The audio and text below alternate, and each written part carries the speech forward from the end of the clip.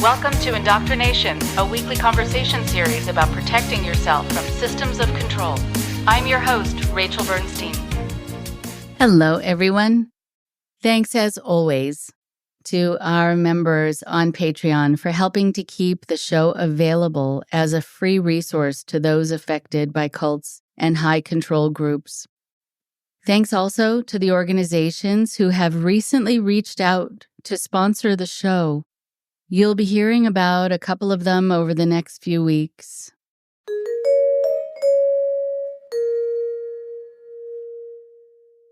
Are you a production company looking to ensure your next shoot? Are you a new parent looking to protect your family? Are you looking to supplement your retirement income? Look no further. Thanks again to ACES Financial for their support.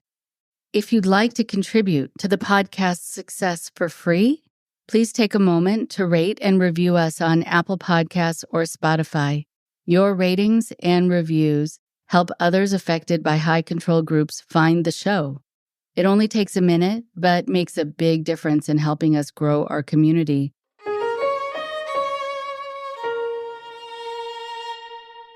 For over 20 years, Ann Peterson devoted herself to the training and development company she believed was transforming lives. She even helped launch the public reemergence of the guru behind the organization, Werner Erhard. But ultimately, Ann faced a reckoning. The organization and Erhard were corroding the message that initially sparked her passion. After years of rationalizing away red flags, the harm beneath the surface became undeniable. Ann now focuses on helping others navigate personal development without exploitation, drawing from her experiences to provide guidance on recognizing manipulation. Her new book, Is This a Cult? Confronting the Line Between Transformation and Exploitation, is an inspiring tale of rebuilding integrity in the shadow of charismatic leaders and offers hope to all who wonder whether their quest for growth has a dark side.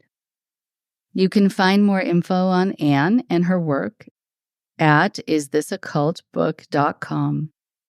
It's my pleasure to have you listen in to my conversation with Ann now.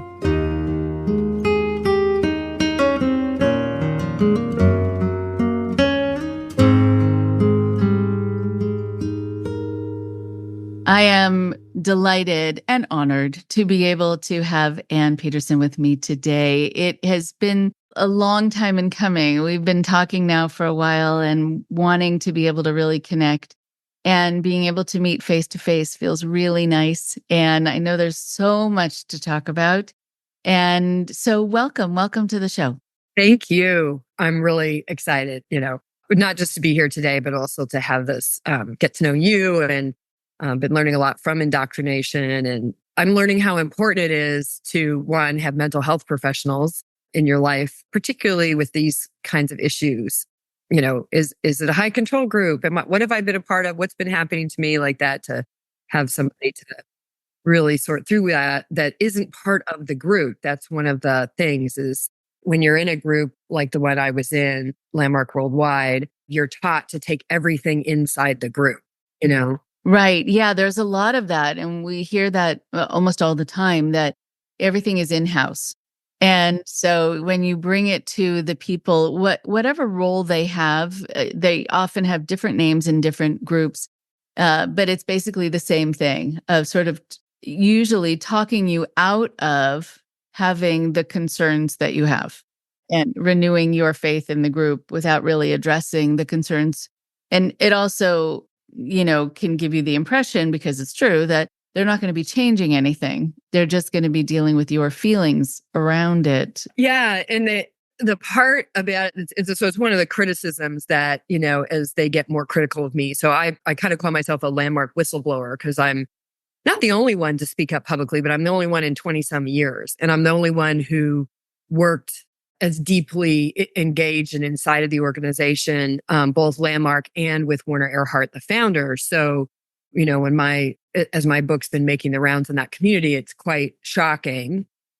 One, because it's me talking, And I, had a good reputation. And for anybody listening, I'm still me. I have not changed a bit. My values have not changed. In fact, that was part of the issue as I started to find out more and more, kind of bad news about this organization I was a part of. And I couldn't reconcile it with what I thought I had been a part of. And I elected to continue to be the person I had developed myself to be, not to buy into the lies and so on. But it's one of the complaints is, you got to go to somebody who can do something about it.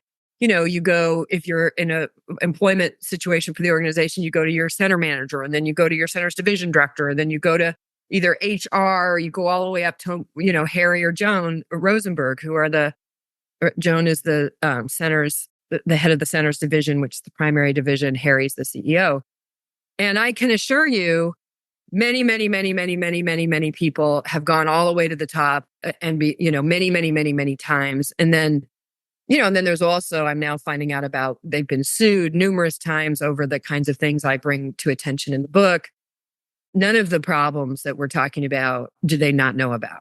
And, but their way of handling it. And I actually do sincerely believe that they believe this, that they've kind of drank their own Kool-Aid, so to speak, that, anything can be handled in communication. That's one of the core tenets. And that I know they've made substantial changes, and I hope those are for the better. I really do, just for people's safety and concern. But they're also going to always say to you, you can handle this with the work. What are you not being responsible for? How can you be accountable for this or that? Because the tenet of the work of Landmark is that you are the source of everything that's happening in your life. So it's kind of got a built-in gaslighting feature. Right. It's interesting, a built-in gaslighting feature. The idea that you are the source of everything, you're the cause of everything, that is mimicked in almost all self-help kind of modern or new age kind of thinking, a lot of cultic thinking, a lot of Bible-based thinking. And typically with Bible-based thinking, it's the woman who is responsible for everything bad that happens to everyone. And my feeling is, looking at this psychologically, looking at this kind of sociologically, when you have these absolutes, then you also know they're not going to apply accurately. So, because there is within our universe, whether people want to see it or not, randomness. And so things aren't necessarily because of one reason or because of one person. But there is a reason that people are taught to believe that in these groups. Sometimes it helps when people are trying to get out of them and they're trying to break free of the thinking to understand why they were taught that. And if that was for their benefit or if that was for the group's benefit, to make people believe that, so that the group, let's say, could get away with doing things to them and they would blame themselves for it happening, or they invited it or something. You want to always see what the intention is of what you are being taught. So I know we're jumping in, and I realize what I would love to be able to start with is sort of having people hear about who you are and what you do and what led you into Landmark, for people also to know that Landmark got its start as Est. And I remember working with a lot of people and knowing a lot of people who were in Est. And then it switched names and configurations with the Forum and Landmark Forum and then Landmark, but it's all the same organization. So if anyone's heard of any of those names, it's all the same thing. Est, Werner Erhard and Associates. The little known one is, for 1 year, it was like transnational something or other. And Werner Erhard and Associates sells to that then becomes Landmark Education, which then became Landmark Worldwide.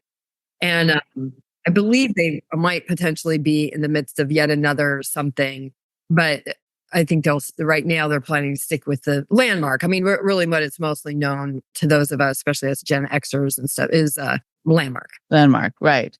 Right. And I remember, I think it was in the 70s, a friend of my parents got involved in Est, and he then lost a lot of friends. There was a whole group of friends that got together, and they would get together, I think, once a month. It was about 6 couples. They became really close.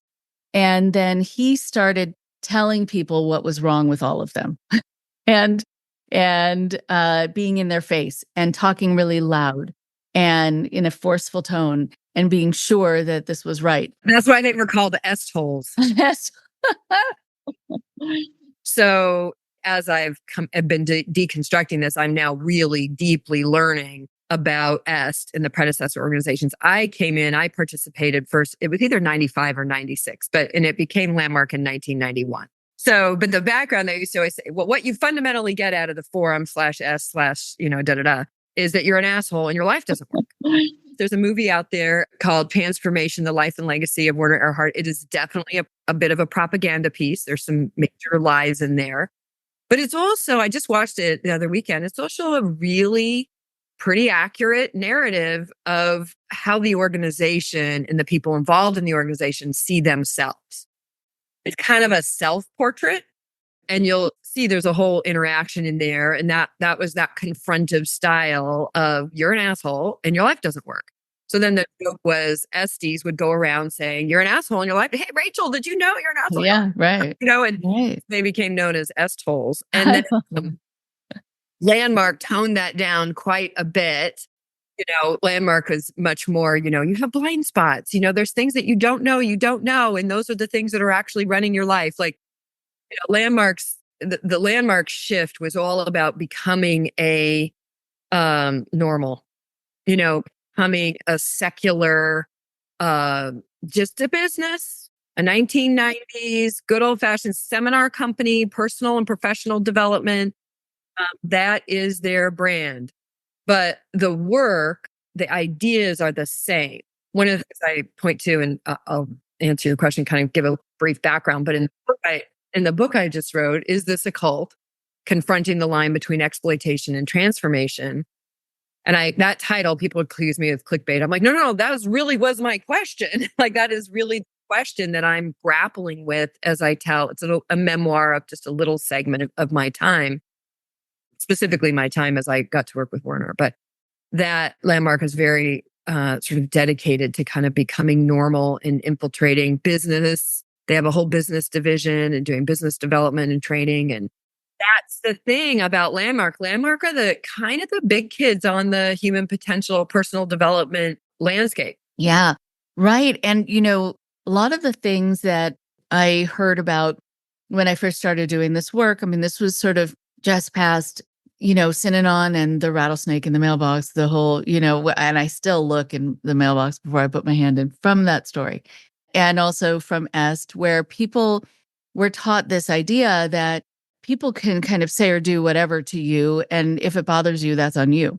And that has still permeated so much of culture now that the whole kind of new age thinking and a lot of coaching and people who are getting into, I think, more unlicensed kind of work are still promoting this idea that that someone can't make you feel something, which unfortunately protects abusers and protects perpetrators.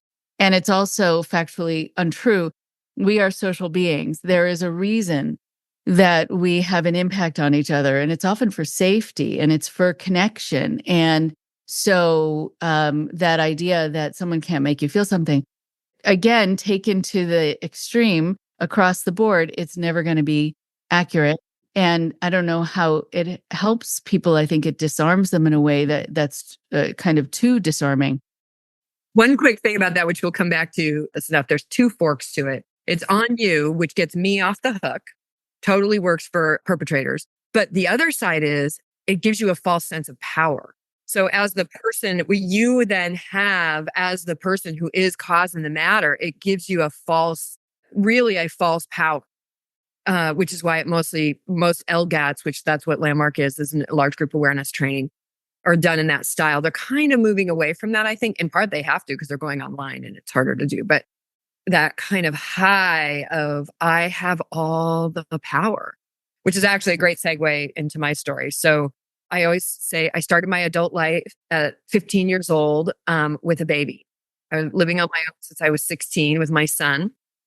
So, and, I'm, for those of you who can't see me, I, even though that was not a good lifestyle, definitely had lots of challenges, but I'm also a tall, pretty white girl. So I had it. In some ways, it was more shock. People were really shocked. How could we expect that of those other kind of it? Anne, it was Anne, and I got kicked out of my church. And all of this. Well, I didn't exactly get kicked out. They said I could come to church, but only if I would wait until everybody had left to pick my son up at the daycare, because they didn't want other teenagers to see me picking. Oh, no. Okay. Yeah. They didn't exactly kick me out, kind of, But yeah, but it was no. pretty clear. Yeah. I don't know what they thought they were going to do for me, but anyway, so I sort of lose my community, my church, all that.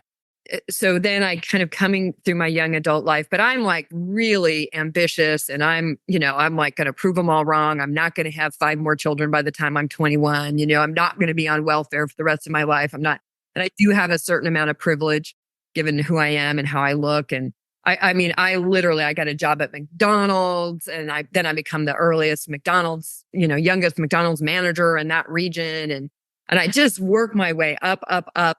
I remember when I became a bank teller. I had to be a bank teller because that was so exciting. I got to, wear like a business suit. Oh, yeah. Yeah. Right. Yeah. Official. So I'm coming through my early 20s.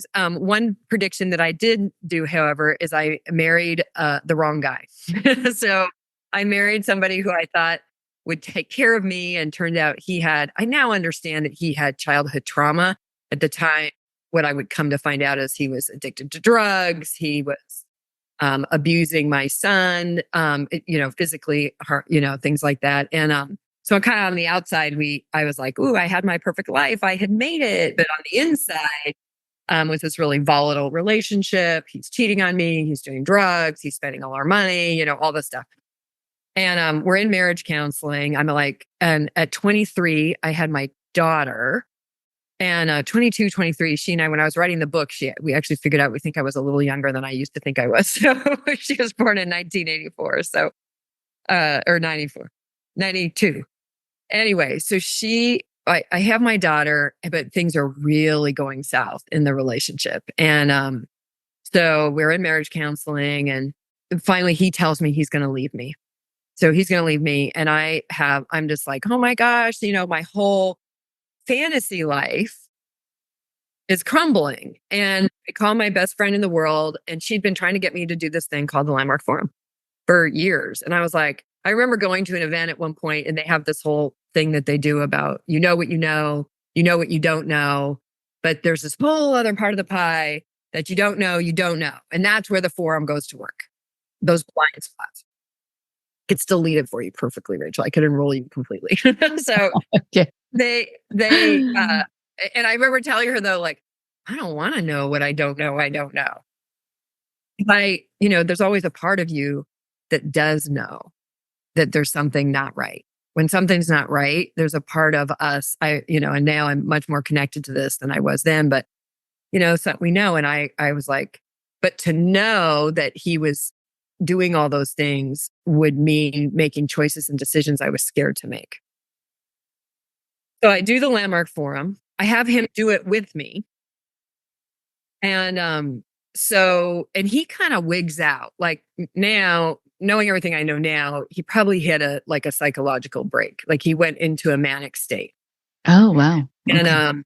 And but you're told to separate. Like, if you're in the forum with somebody, I don't know if they still do this, but back then you would separate. You can't be with your spouse. You sit next to somebody new every time, etc.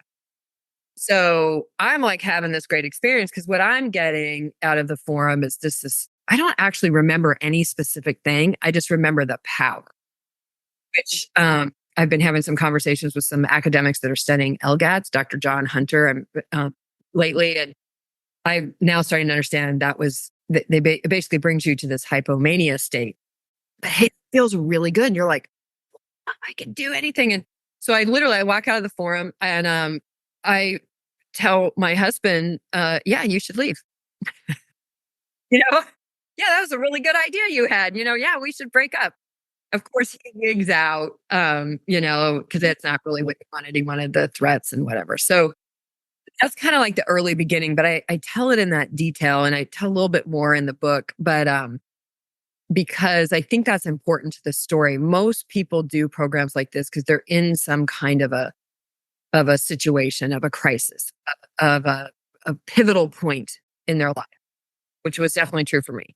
So I went, and then I like speed demon through. I kick out the husband. We end up with restraining orders, like it's a total mess.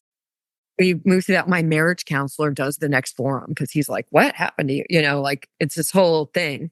And so I rush through. I do what at that time was called the curriculum for living. So I do the forum. I do the next course, the advanced course. And my best friend had flew out from where she lived in the Midwest to be at my Sunday night of my forum. And she's like, "I know I told you it was about the forum. And the forum is where you would be able to make a choice, not a decision about your marriage and all this stuff. But it's really the advanced course. The advanced course is where you create yourself as a possibility." Oh, man. And you gotta, like, at this point, I'm like kiting checks to make this work because I, hardly have any money, but I pay the whatever it is, 600 and some dollars, 500, whatever it was then. And I do the advanced course, and then I register in the self-expression and leadership course. So their curriculum, boom, from February to September, I've done it all. And I enroll in their leadership development, their leadership training course, which was called at that time the Introduction to the Forum Leaders Training Program, IFLP. Okay. And so then how old are you at this point? Like you said, the fast track. So you started at what age and what are you now? So I'm 26, 27. Okay. When all this is kind of happening. Wow. Okay. Okay. And this is a lot of time commitment too, right? Oh, huge. So if you can give a flavor for that, what this meant for you time-wise. Well, interestingly, so the programs are very intense and they're on a weekend, which, for a working mom, that was kind of good, right? My son's dad was always great in taking him on the weekends and whatever. So I got, people, and I had my brother-in-law at the time was living with me. So I was able to get the kids covered pretty easy. I had a lot of support actually in that arena, a lot of family and so on. So, you've got a Friday, Saturday, Sunday, or the advanced course was 4 days. I think it was Thursday, Friday, Saturday, Sunday, but all day, right? So you're like leaving your house at 7:30 in the morning and you're getting home at like midnight. And all day. That's one of the things with LGATs is really intense hours. And kind of the explanation is like it used to be 2 weekends and they got it down to 1 because it's for busy professionals. It's a lot easier to carve out 3 intense days. Now, I'm now learning what intense days do to the brain. So there's a figure in that for that. And then I'm volunteering. Oh yeah, I'm volunteering. So I'm doing the programs, but then I'm also volunteering, which is called assisting in their lexicon. They completed they're no longer doing that. They finally had to shut it down in 2023. They shut down their assisting. But for years and years and years, there was volunteering. And I'm volunteering, like I volunteer for another forum. So that's you're talking like 40 hours across a Friday, Saturday, Sunday. And then you have a Tuesday evening. And as a volunteer, you're coming in early, you're leaving late, all this stuff. So, and then the leadership training program, they tell you're going to be doing 10 hours a week of volunteering. Nuh-uh. Like if you're barely in the program, like if you're, at which nobody's going to let you get away with that, your coaches, you're really 20, 30 hours at least a week.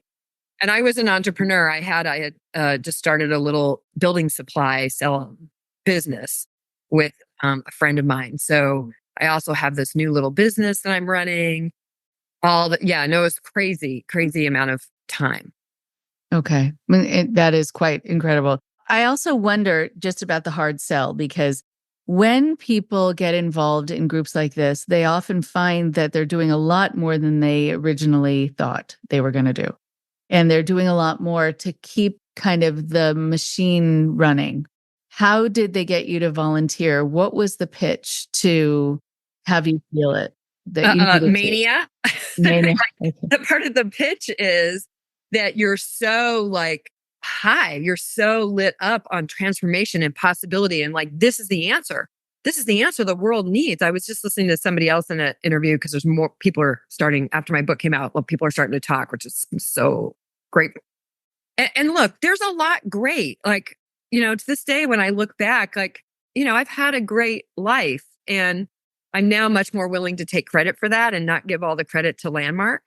But, at the time you're like on this high, and they're changing the world. Like people are in these programs and they're completing big things. They were raped and they're forgiving their rapists. They're, huge things. And one of the big things you hear, you'll really love, hate, or you'll hate this as a therapist is, hey, you can do 30 years of therapy or you can do 3 days in an evening. And they're resolving these big issues and it feels really good. And you're with a community. So you're also like-minded people that are talking about, having serious and important conversations about things that matter. And it's kind of only later that you would sort of, I would come to see we did a lot more talking than doing. But that doesn't mean people don't go off and do great things too. Self-expression and leadership program in its back. And then I would go on to lead that program, by the way. I would lead both the leadership training program, IFLP, and self-expression and leadership. People do these community projects. They're setting up restaurants that train homeless people and things like that. There was a big change in the early 2000s. They brought in a new body of work and that program became less about the community project and more about enrolling people in the forum.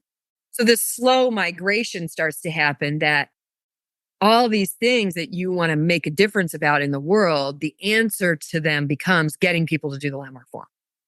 But it's slow. It's not, and then kind of added to that is, this feeling you're having, this like great thing and these great conversations you're having. Well, you can have those everywhere in your life. Just get everybody in your life to do the landmark forum.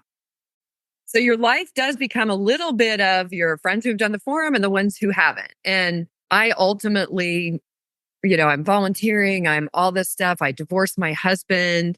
I'm in the leadership training program. My business is doing okay. It's doing good. And I'm like on top of the world. I'm on top of the world at this point. And I would much later find out my daughter particularly was paying a very high price. I reveal that in my book.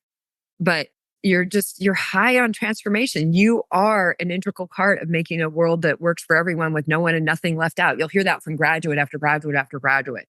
The power and magic of transformation being alive and real for all people. Like you are in for the mission. And here I am. My formal education ended at 9th grade. So I don't have the resources or ability at that point to go back to school. But besides, why would I? Because I found this other thing that's much faster and they're giving me opportunities to lead, to become a leader. And I become a public speaker. Believe it or not, I never used to look people in the face when I talk to them. And I do the leadership program and I learned how to do that. And I learned how to share in a way that moves people that, to take action. Primary action is doing the landmark forum. So yeah, it's a heady experience. And when you're in that, so slowly my whole life becomes that. I meet a man, he's still my husband. We're going to celebrate our 25th wedding anniversary this year. So everything in your life is being shaped and colored by this narrative. And and everything in your life is becoming a share. It's called a vivid share. Like everything is becoming a share to demonstrate the power and magic of transformation. So a couple things I wanted to respond to. One of the things that when people ask me sort of how you define a cult, one of the points of definition that I give is that it becomes your whole life. That you can't do something on the side that is the cult, and then still have a thriving, separate existence having nothing to do with it. It becomes you, how you view yourself, how you view the world, how you interact with people, who you spend time with, where you spend your money, where you spend your time, and the language you use, all of it. And so that's interesting that you mention it. And I see this question over your shoulder. Is this a cult? Right. Yeah. And so, that's definitely one of the definitions. It's also interesting that, I quote Dr. Margaret Singer a lot, who studied this. We overlapped a little, but she studied it before I did. She's fantastic. She was a fantastic woman. And she would say that when you're in a kind of a controlling system or in a cult, you learn to deny the evidence of your senses. And what happens, right? And what happens a lot is exactly as you said, like with your daughter, and we hopefully will have time to get into that while you're busy transforming yourself and transforming the world as it is said to you is the possibility here, there are people who are not getting the benefit of this right in front of you. And you are on such a high. It's very much like being on a drug where you don't see the people who are being left in your wake as you're coming through with your emotional tornado and feeling very excited and feeling very amped up. And so you might not see who is potentially suffering or just losing out while you're busy, helping the world or helping yourself. You become kind of like a one-trick pony too, like you've got one set of tools, and even if it's the best tool, it's a great tool. What I tell people a lot now is like, look, I can't build a house with a screwdriver. You got to have a whole array of tools. And Landmark, while they didn't particularly at a participant level, they definitely at a participant level don't tell you not to participate in other things. They just tell you this is the best thing.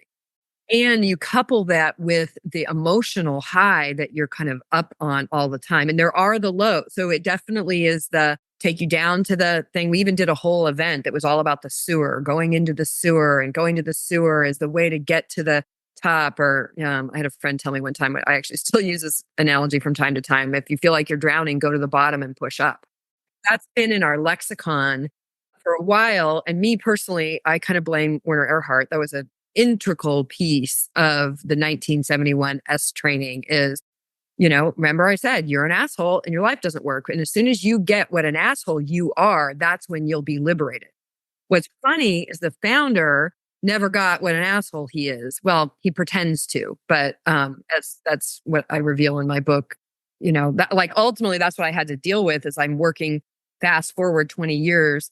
And now I've left Landmark's employ, but I'm hosting a program for the founder, and in the source they call him. And as I'm close in there, all of a sudden I realize, like, wait, there's stuff here that isn't right. And if it doesn't work for him, now you start to question, wait, what really was happening? Wait, but back to the early leader. You're definitely even my daughter. I remember one time she was like in 5th grade, and something's happening with the kids at school, and she's trying to explain it to me. And of course I'm like, start interacting with her from, well, there's what's happening and there's what you're making it mean. And I'm like, coming with my logic at this poor 11-year-old.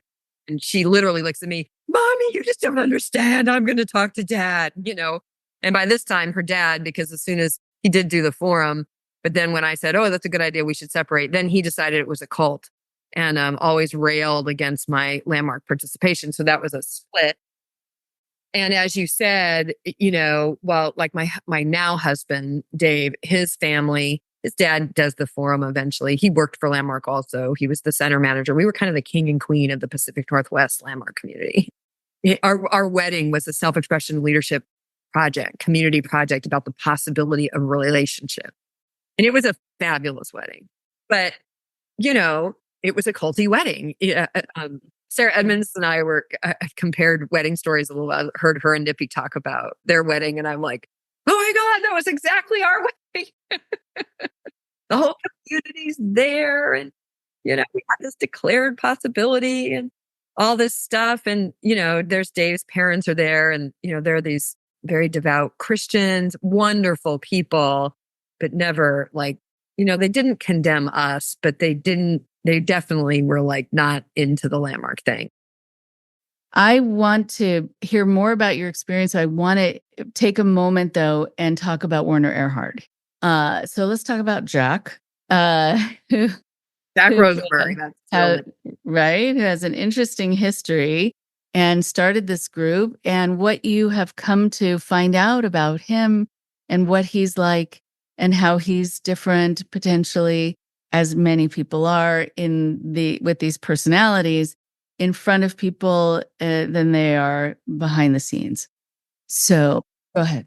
There's a really interesting arc to the Landmark story. So Jack did start as, which I'll circle back that, started out as the old used car salesman, because yes, when he was very young, he did sell cars, but he went on more of his young adult life was selling door to door, I think encyclopedias and then children's books. And, that was quite a thing. People will hardly remember before the internet, but that was quite a thing back in the 60s and 70s, particularly. And of course, he was very good at it, and he had a whole crew that worked under him. So it was the very, very, very early ages of MLM, which I find that very interesting. A number of these people, Keith Raniere started with an MLM, like multi-level marketing organization.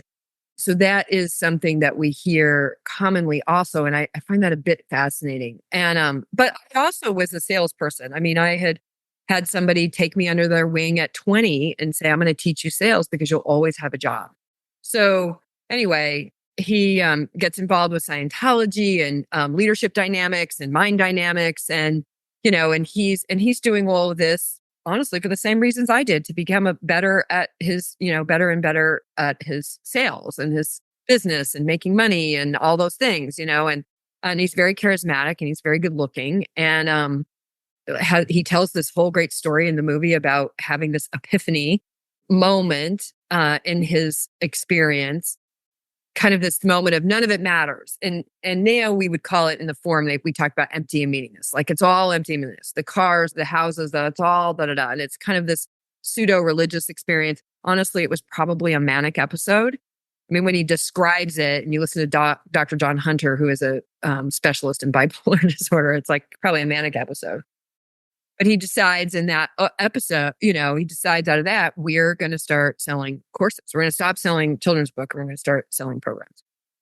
I've learned most of this in the last 4 months and starting the last 3 years, because when I come in to Landmark Education, after S built up and it becomes super famous, and then they retire S and do the forum, and you'll see a lot of that because basically as registration starts to wane, you got to create something new. Right. So they create the forum, it spreads, it gets way bigger than they ever imagined and all this stuff. But then his reputation takes a giant hit, and it takes a giant hit in the lore. The inside narrative is it takes a giant hit because L. Ron Hubbard is pissed off that Werner took the ideas of Scientology and is now rich and famous off the ideas of Scientology without giving him any credit. Now, I'm now talking to a bunch of ex-Scientologists. There's some truth to that. He was very pissed. Werner was declared fair game, which is the Scientology. Yeah, I've been declared also. Yes. Oh, have you? Okay. So it's super fun. I see. And it really highlights how much of a spiritual organization they are not. Yes. Go ahead. Yes.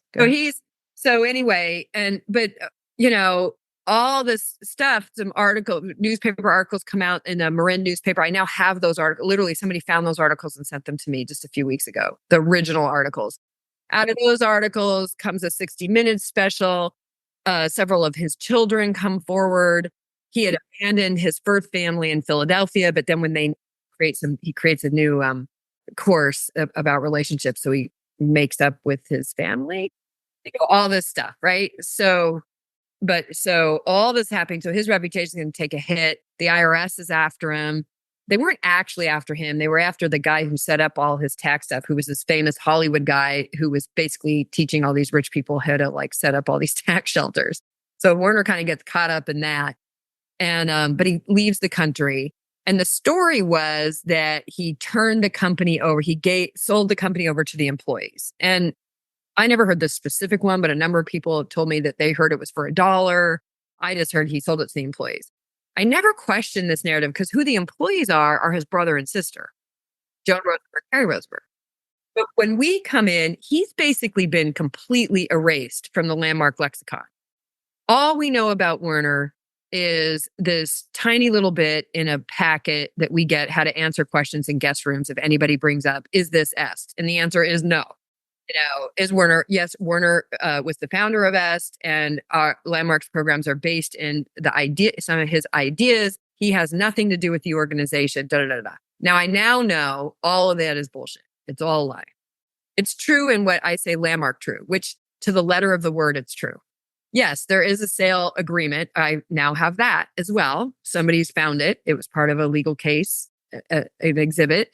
And all of the liabilities of the Erhard associate were turned over to this transnational company, and who agreed to buy it, not for $1, This will be a shock to some people listening, but it was for a $3 million down payment, 2% of the gross proceeds plus 50% of the pre-tax net proceeds for 18 years or $15 million, whatever came soonest.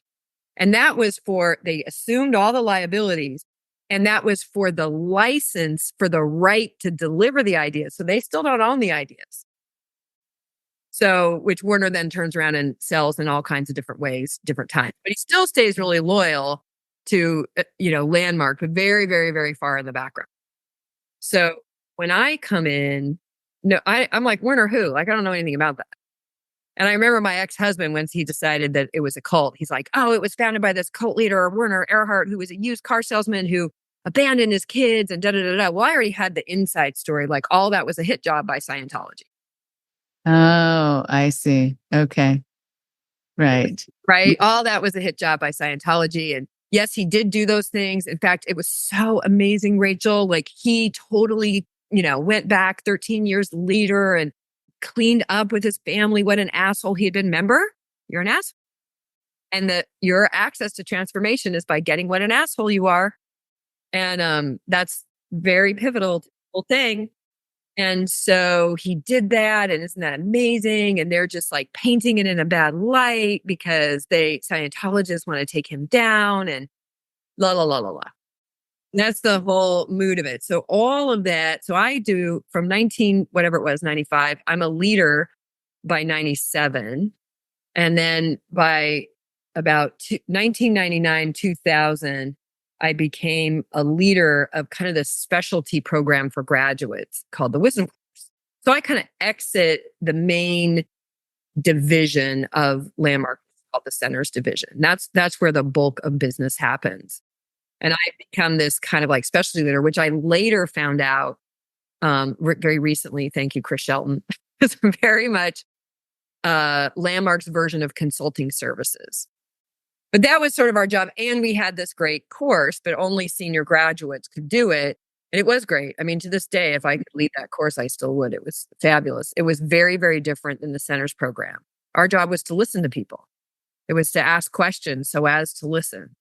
And so it had a very, very different bent. It was not about intervening on people's thinking or way of operating. It wasn't about convincing them of anything. It was very much about an exploration of who we are as human beings, as a linguistic abstraction, basically, as a network of, a conversational network. So now we're kind of done with the person. You did all that in the centers division. You dealt with all your like assholery and there. So now we're going to take a different look at human being from the perspective of societal, conversational norms and how that shaped the way you think and the way that you move. And it was done from a very different approach, which was this listening approach rather than intervening. So basically, I always say it like this. If Landmark were the United States, I went off to Kauai, up to the land of flowers and happy. We did vacation programs. I ended up going on staff, which now means I have the same schedule as a forum leader. So I'm not leading just one of these courses, but I have a big and staff. To be staff in Landmark is to be somebody who has said yourself to be the enterprise. You have constituted yourself as the enterprise fulfilled. Right. So let's talk about that. Let's talk about Landmark and identity, right? Because part of going back to this idea of the definition of a cult, that it becomes your whole life. It becomes you. It becomes all of you. And it becomes how you define yourself and see yourself, and everything else is less important, I think, or not important at all. For sure, shaped by that. So your entire life needs to be an expression, not of Ann Peterson, an expression of the work of the enterprise fulfilled. Okay. So then how did you need to see yourself while being a Landmark leader? I saw myself as wisdom course leader. I saw myself as Landmark and its mission and what it stood for fulfilled. I was a living embodiment of that. Who I am is, and they literally have these events where you could say yourself accountable for. To be accountable for meant that you constituted yourself as that. And then there's a whole integrity model where you really get into integrity isn't something you say, it's who you are, but through your word. So I give my word to be the fulfillment. One of them was LEC 2020. That gets revamped a few times. Think of it as like a mission statement. So I'm not like committing to the mission statement. I am the mission statement. And then I take on a specific role that's part of the fulfillment of that. So my role was wisdom course leader and staff member and assisting program manager. And, they have these roles, right? So, but my primary one was wisdom course leader. And weirdly enough, Rachel, I still actually think of myself as wisdom course leader. It's in my DNA. I actually feel like I'm a better wisdom course leader now than I was then, but that would be very upsetting to Landmark. This book is me being a wisdom course leader, to me, because what I learned was, you are like what we say as a society. And you know what? As a society, we say it ain't okay to hurt people. So when I started seeing people hurt, it created a big existential crisis for me, but kind of one of their own making in a way, because I couldn't be who I thought I had created myself to be and walk by this. One of the chapters of my book is walking by the trash, because Werner used to say this thing, you're going to walk by the trash, meaning, if you say you're somebody who's for a world that works for everyone with no one and nothing left out. I mean, I don't drive by homeless people and without dropping $1 in the cup, because who I am is who I've said myself in my past to be. I don't regard myself as that anymore, but I do like that. I am still for those things. I am for a world where everybody has an equitable shot at health, safety, world, and my whole life I will live in service of that. That's not going to change. See, what I've come to understand is I was that before I found LAMP, in a way, right? That's why I resonated so much with it. But in the organization, that's what they use. Chris Shelton introduced me to a term, weaponized empaths. And, and if you look even at Werner's history, sales were lagging. He created the Hunger Project, which was at the time, it's now, I want to be very clear for anybody listening, the Hunger Project is an extraordinary organization that I actually endorse and support to this day. When they broke off with Werner in 90, they never went back, and they really do some amazing work around the world. But when he creates it back in the 70s, it's, he's going to, the end of hunger is a time who's come, or something like that. I can't remember the exact slogan. But they send people out all over the streets, getting people to sign these cards saying, I say that the end of hunger is whose time has come. And then people go like, oh my gosh, this is an amazing, bold stand. This is in the 70s. And they're like, so why are you doing this? Oh, because I'm a Landmark Forum graduate and this is what we do. Would you like to know about the Landmark Forum? Long before those tips and tricks were a thing. Now you can take, right? That's what I mean. He's a smart man. So yeah, you really do constitute, and there's a whole thing about you're an apprentice and then a candidate and then designated. Well, by the time you hit designation, that's what it is. The other designated people have said, okay, that Rachel, yep, she's it. She's a wisdom course leader. And it's totally subjective. So that also keeps people reaching, producing, reaching to get to that. But ultimately, what you are saying when you say that is that you have constituted yourself, and everything goes behind that. And forum leaders, who are kind of like the core leaders in that, or they actually, like, their spouses have to agree to be second to Landmark. Right. I was going to actually ask about the hierarchy. And it's interesting, you mentioned the Hunger Project, and it got off to a really rocky start. I remember going to some of their talks because, I always like to check things out firsthand. And initially it was the money was coming in to educate people about hunger. And I remember someone in the audience when I went to go to this talk said, well, is food bought and distributed? And they said, we are an educational awareness organization. So it's to educate and make people aware. And then I think they realized with all these questions they were getting, like, well, we're going to be making a donation so that you can keep going around and talking about how hunger happens. We already know that. And so they needed to add this other part on where they actually tried to feed people. It's like, you can't have a hunger project that's just telling people, yeah, people are hungry. Yeah. So And that's a conversation whose time has come to end or something. I wish I could remember the exact slogan. I actually have the source document that it says Werner, it's supposedly kind of put out like Werner wrote it, but actually this other guy wrote it. And, Werner put a few things in it, which is another comment. Not that Werner isn't a really smart and brilliant man, but almost everything that he's done, and here's how he would say it, he rode the coattails of another. So he, he would get together. Somebody was sharing with me yesterday. 'Cause I now have all these people coming and talking to me and telling me all the stories because I didn't really know. I came in and I said I would come in 2012 to work with. I met Werner in 2010, and then by 2012 I started hosting a program for him that was it was a little bit of a mini revival, bringing Werner sort of back out of obscurity around this project to develop a program that he and the group of colleagues he was working with about leadership. It's called Being a Leader in the Effective Exercise of Leadership, an ontological phenomenological model, which I do want everybody to know I know how to spell all those words. And they were going to develop this course and give it away to academia. And partially because he had partnered up with Mike Jensen, who is an extraordinary man. It was really my love of him that got me in on that project, actually, not Werner, which was kind of always a problem because I wasn't quite in the Werner sycophantry club, which I thought made me very effective in doing what they had asked me to do, which is host this course and raise money for this initiative to develop this program, give it away, and train college professors and lecturers. And I want to be clear that everybody who was involved in that project was for that. And I think Werner was for it because he thought it would legitimize his reputation.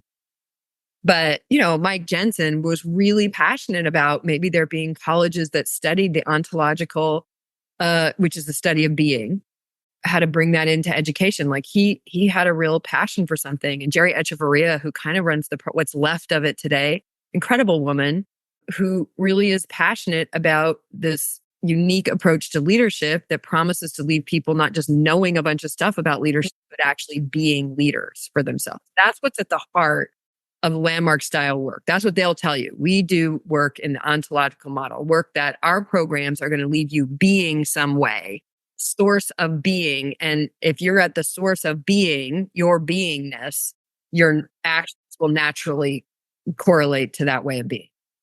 That's the whole philosophy. Interesting. Right. So I want to be able to talk also about the after effects, but first I want to be able to hear about your progression, sort of when you decided that it was time to go. I mean, knowing how devoted you were, how knowledgeable you were, how this had become your existence for so long, and you had reached this pinnacle, which is hard to forfeit. You have to be really serious about what you're seeing and how much it's bothering you to want to kind of take a crown off, not know if there's another one out there for you. That is a very difficult thing. That's really what my book, the day I had published on my book, it was a little bit before that privately, but that was when I publicly took the crown off, which was a big deal though, right? Because public is different than private. But I did leave Landmark in 2012. In part, I'd had an experience in 2000 when the Katrina happened. My husband we had a deal that only one of us could be on staff at a time because it doesn't pay anything. And so somebody had to be making the money to support our family. So we had moved here to Dallas, and we were working with he had a partner who was also, everybody in our life is Landmark graduate. I'm just now, it's great to meet you, Rachel. I think you're one of the handful of non-Landmark graduates I know. But anyway, so we had he had this business developing and managing hotel properties. And the hotel that he was managing it, he was actually the interim manager at the time in downtown Dallas when the evacuation happened. And we had the Greyhound bus contract. The Greyhound bus drivers would stay with us when they're running back and forth. They started bringing us evacuees. And a number of people had evacuated. It was a Quality Inn. And it became dubbed, by the media, it became dubbed Hotel Katrina, because we ended up turning our hotel into a relief and relocation center. So for 5.5 weeks, my husband and I stood in the lobby, and whatever came in, we said yes. Whatever guest it was, whatever donations it was, whatever. And it literally became a relief and relocation center. And what was interesting at the time, I happened to be sort of failing in my accountability as a wisdom course leader. Now, I was failing because I had an accountability, a job that was actually the job of like 6 people. It's the common thing you'll hear a lot in Landmark, and you'll hear a lot as more and more people talk. They'll talk a lot about how they had impossible jobs. We did have impossible jobs, and we gave our word to the impossible. That's what it is to be responsible, to be a Landmark staff member, is to give your word, throw your hat, yes, I will produce a 10% increase year over year for that year I had 5 courses, five programs. I know nobody's ever done it successfully for more than 2, but they were only working part-time. Except for there is no part-time. Part-time at Landmark is 40 hours. Full-time is 62. Like officially. But most staff people you'll hear work between 70 and 80, and then they volunteer on top of that. So it's a solid, 100 hours a week. And making, what did you make, or what could people make as a staff person? Oh, I was super high paid. I don't remember my exact salary, but it was in the neighborhood of like $55,000 or something. Mm-hmm. That was and high. That was for 60 some odd hours a week. No, I wasn't hourly. I was a program leader. At one point, I told them to take me off staff and make me an employee, which is another distinction that only makes sense from the inside. It's not actually a thing in the world. But I went from being an employee to a contractor at that point, but I kept my pay the same. Main thing that happened is I didn't have medical insurance, and I didn't have to be on the all staff calls, which any staff member listening to this will laugh. It was such a blessing. Okay. Great. Okay, good. All right. I got a few hours back, but you did. Okay. You're working. It is not about time. You have a promise. You are working you constituted yourself as that promise. So whatever it takes to make that promise, that's what you're on the hook for. Why I mentioned that is because when that happened, it was such a miracle. Like what happened there was so incredible. And I kind of literally had this insight like, oh, up to that point, I thought I would be a Landmark leader forever. It was the highest, biggest thing I could ever imagine to contribute in the world. And in that experience, I was like, ooh, wait, no, I could take all these skills I've developed, and look what we just did. We created a home for over 800 Katrina evacuees. We were getting them into apartments. We were all this stuff. That was the beginning of the end. But that was, what was Katrina, 2005? I still don't leave for like 6 more years. So as I'm working, but that really did kind of interestingly mark, that was when the total hold was, the hold on Landmark working there, and that exact expression kind of broke loose for me. So fast forward, I'm going along, continuing to work really hard. I'm starting to get really sick. I do have an autoimmune condition. This is another thing you'll hear from almost all ex-staff members. They're sick. So they're going to be sick in some way, probably life-altering sick, right? Some of them have. That's your only way. Most people, that's how they get off staff, is they get sick. You get sick or you die. Pregnancy can get you out too. They don't like that when you get pregnant. I've now heard from a number of people pretty horrific stories of what happened when they got pregnant as a staff member. But because your life, you're for the cause. Like you really got to so that kind of breaks with the Katrina thing. That fever breaks a little bit for me. But I'm still I'm still challenged. I'm still like developing myself to be a high performer, blah, blah, blah. And I remember exactly what it was, but I knew my time was coming to an end, like that it was time for me to leave. I wanted to get out of the Landmark set, and I wanted to get in the bigger world. I was kind of jealous of my participants that were out there like running these big businesses and making a lot of money and doing big things. Wow. Interesting. Okay. Very interesting. I'm wondering also, I've had the experience, and I know I talked to you briefly about this, of talking to a lot of people who have left this group and others not dissimilar from it, like Insight seminars and Sterling, a lot of other places, where they are left having this very halting way of talking because they're second guessing themselves as they're saying something, as they're feeling something, as they're even asking for help. Do they have the right to ask for help? Are they complaining? Are they playing the victim? Are they deserving? of having a happy life? Are they just going to cause another, cascade of problems for themselves? So what's the point? All of the teachings get integrated into, I think, this cacophony that causes people to be able to just make a comment, ask for help, say something with assurance, and be able to feel okay about it. But instead, I hear like this delay between sentences, like where someone might say, "Yeah, I think I need help. I went to Landmark," and then there's this stop. And I've now started asking people, what's going on in your mind right now? What are you saying to yourself before you get to even after the comma in the middle of a sentence? Well, I was asking, do I have the right? Is this real? Am I being a whiner or am I being the victim? Is this going to be helping me? How am I coming across? What does this person think of me? Blah, all the thing. So there's so much dialogue in your head that then you don't feel self-actualization. You don't feel strong. You don't feel sure. You don't feel aware of yourself. In fact, you're a lot less aware. It's like you have to discard all of the second guessing you've been taught to have, and all of the doubting you've been taught to have, and all of the self-criticism you've been taught to have, so that you can even just have a clear thought and you can have a clear reflection of the self and know that it has merit and know that it has value and know that it's real and that you deserve to be able to feel better. Yeah. It's really difficult. Well, there's all of these types of trainings. And, Landmark is, like I said, to me, they're kind of the king of the hill, context, insights. We could go, on them. Sterling, even like so many of these are spin-offs of EST, essentially. More EST, some Landmark, but mostly EST, right?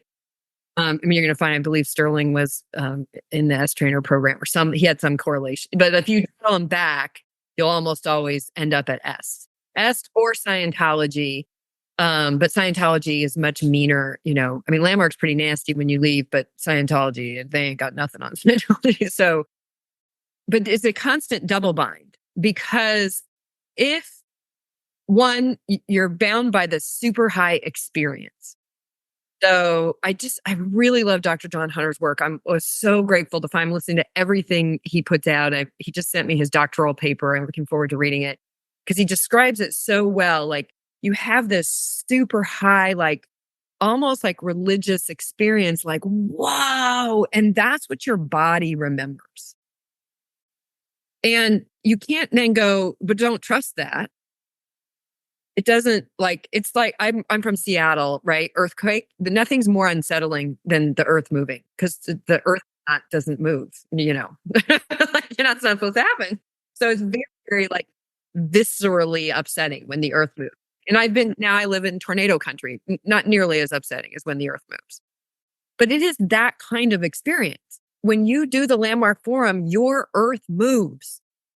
And whether it's a healthy move or an unhealthy move, honestly, there's no real statistics. There's no way to say because they won't ever count, but I do believe that for the majority of people, it moves in a way that feels positive. And Brian Noor can speak a little because he was a center's manager. My husband could talk. He was a center manager. So the center managers had to deal with, the 2, 3, 4 people that came out of every forum with what they call a well-being out. Like that means something's going on psychologically and they're not psychologically safe somehow. So, but mostly you have this, mania feels amazing.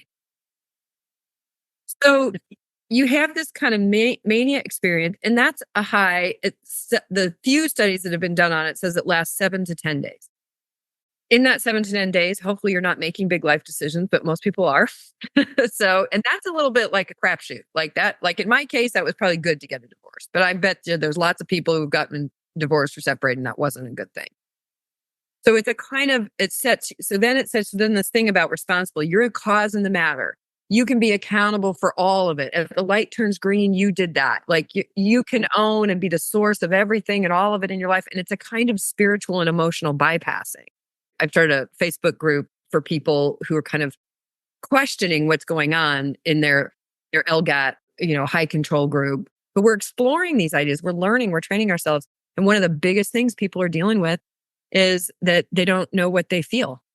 very excited that, you're going to be coming and we're going to host you to do some therapeutic groups specifically for people on these experiences, which I'm so grateful for and super excited about.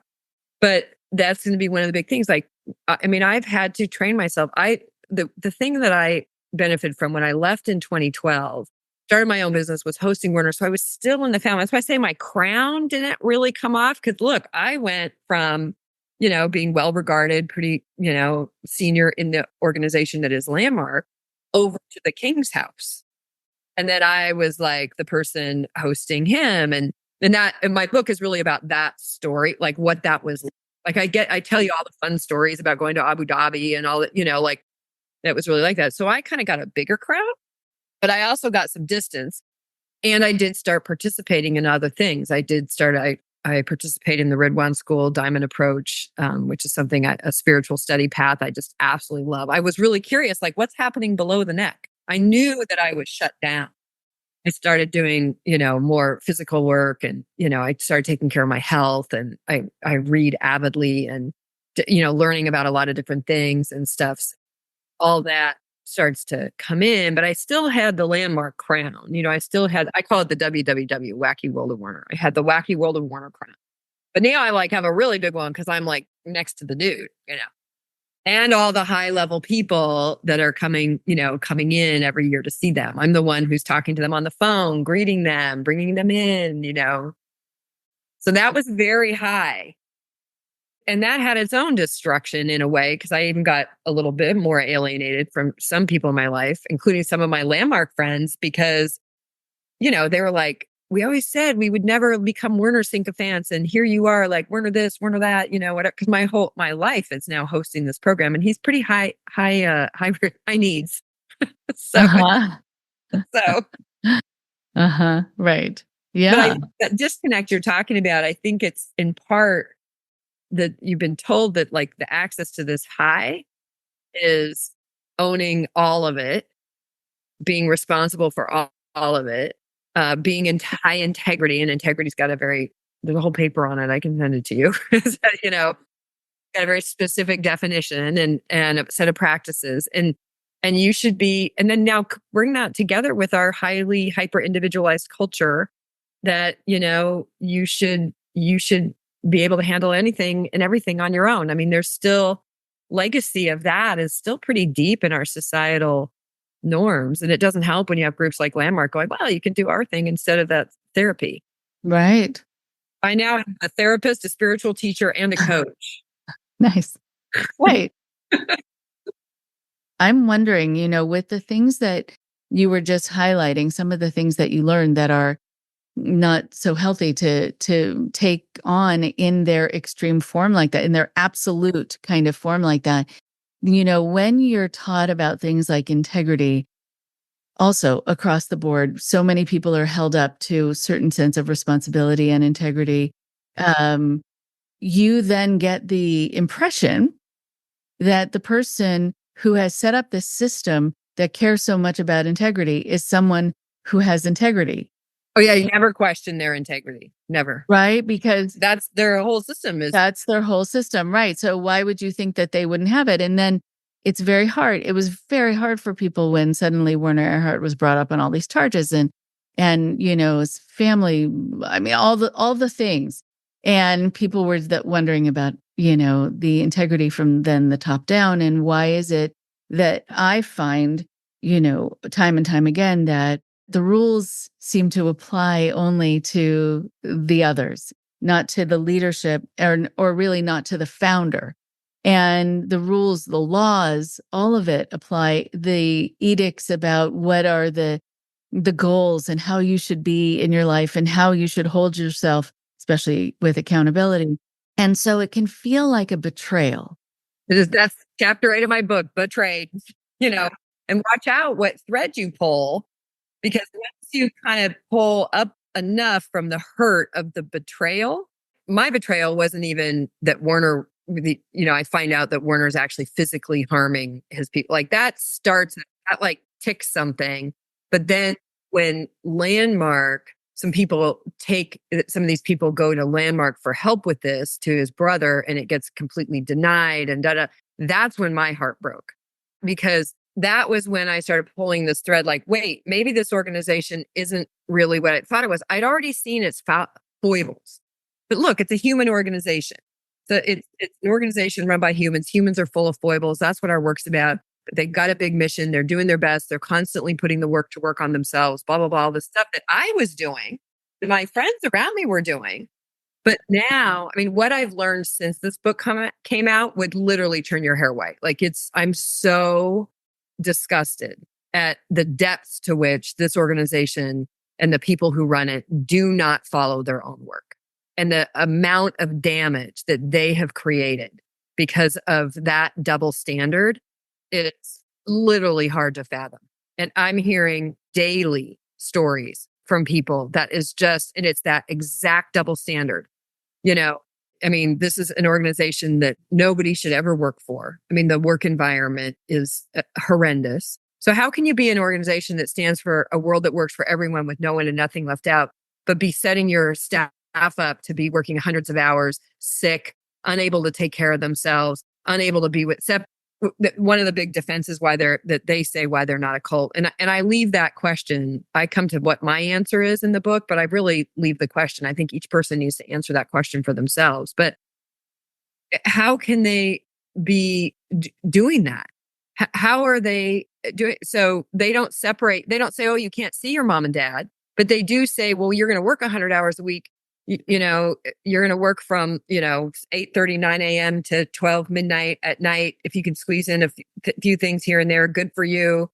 And also, I mean, I'm now hearing story after story where people were coached to, you're a staff member, you need to make up with your father. I don't care that he's abusing your brother and sister, because you need to be a demonstration of the work. And that's a big thing that happens in the forum, as people get complete with their parents, and all of these sort of psychological shortcuts and tropes that we've heard. And I'm really like, a big part of what for me what's going on in Landmark is Landmark. And I issue a challenge at the end of my book, which is to either wake up and become a part of what I see as the future of personal and professional development, which is a stand for the safe and ethical practice of it. I've partnered with the folks at Seek Safely. That's kind of where I've come enough through my own anger and grief and upset, and to want to kind of contribute back.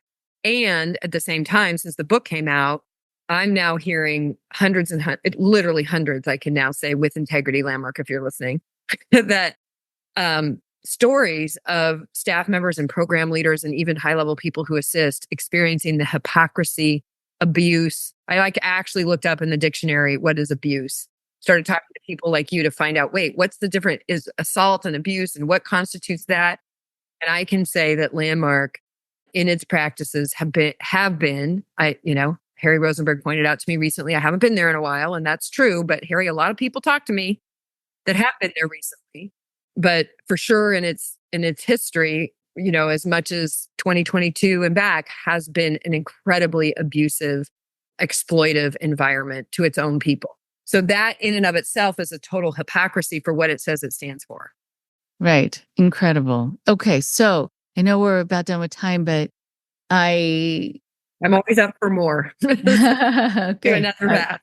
I would love to. I'd love to have you back. I'd love for people to hear about where to find your book and other work and how to be in touch with you. I did set up a webpage, isthisoccultbook.com. Okay. Well, it was really important to talk to you about this. I think that this is something that's going to surprise a lot of people to hear. And that's part of the reason that it's important to talk about it, because this organization is like a number of others where they have a positive reputation or even just a neutral reputation. Like, oh, isn't that place that does the thing? And so for you to be able to bring these stories to light, to honor your own story and to honor the stories of other people, and to help people realize that even if something has a certain reputation in the public eye, it's still important to do your research. And so thank you. Thank you so much. And I know we will be in touch. Absolutely.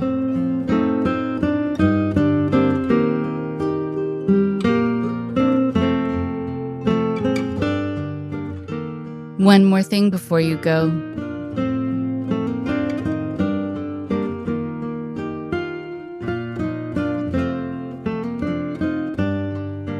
Thank you so much to Anne for all that she does and for the book that she wrote, which has been quite an experience for her. These people who are very devoted to Landmark and to other groups like it are virulent, are sometimes highly aggressive.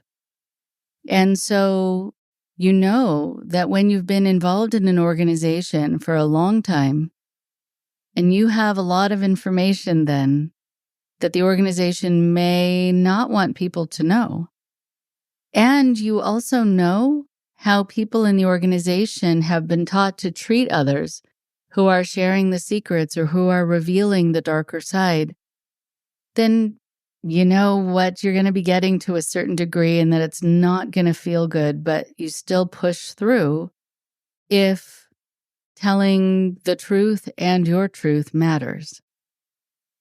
And so it takes more bravery, I think, than people realize to do what Anne has done and others who have come forward who really know what they're talking about.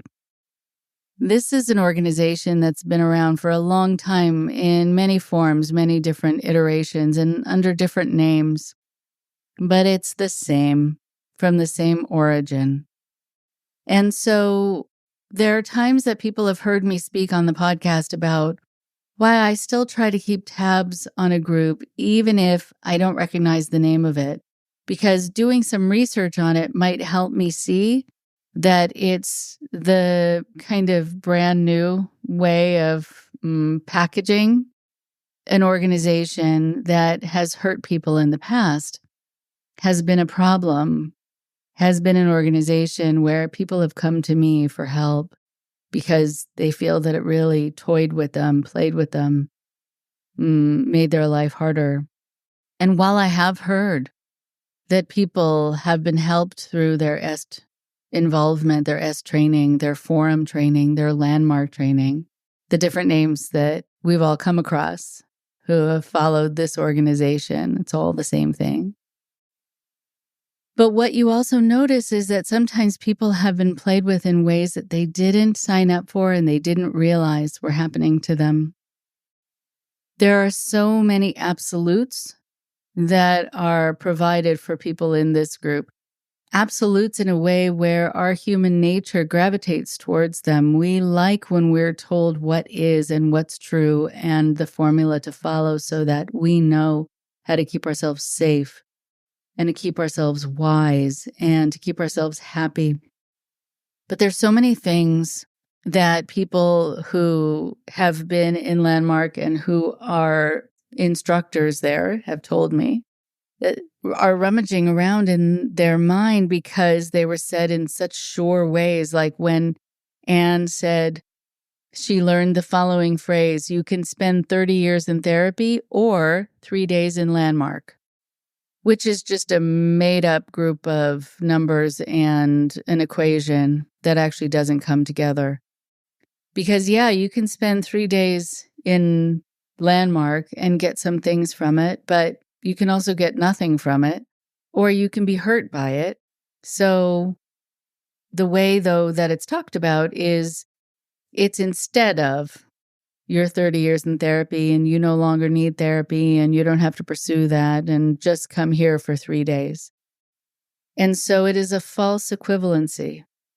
And yes, there are some people who have wasted lots of time, but that kind of statement is going to give you this false sense about all the healing and all the wonderfulness and all the insight you will get just from 3 days.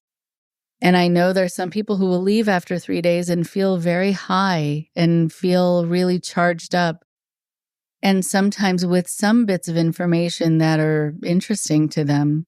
But they, along with many other people, are going to be left with a lot of false information, a lot of things that then they take away that they say as facts that aren't facts at all, or ways that they're taught to look at themselves that are not true at all. There is something also about not being able to feel not being able to be angry, not being able to be resentful, not being able to hold someone to what they've done to you, that is a mainstay of Landmark. Like when Anne said you're supposed to get right, quote unquote, with your parents, even if they are abusing you or your siblings. Because getting right with them will keep everything balanced, will keep you somehow happy, will keep your family system going well. But where in there does someone get to be mad about what happened to them? Where in there does someone get to pursue justice?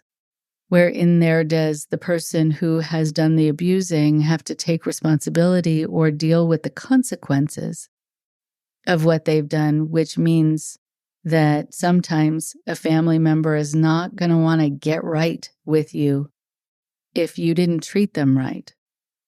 And that is their right. There are so many things that Werner Erhard taught that he also learned from Scientology. But he was very good at making people doubt themselves and question themselves. He was very good at unraveling people while making them feel that he was getting them all in tip-top shape. And there's a reason for that. And in part, it's sort of a dark reason. I mean, this is a business. And so in order to sell a product, in order to have repeat customers, you have to make sure that they need you.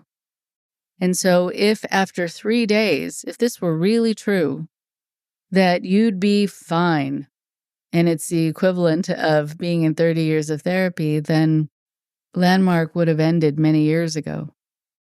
But it's because they want you to feel you're getting something from it, but all the while there's this undercurrent of making you feel like you're not okay the way you are.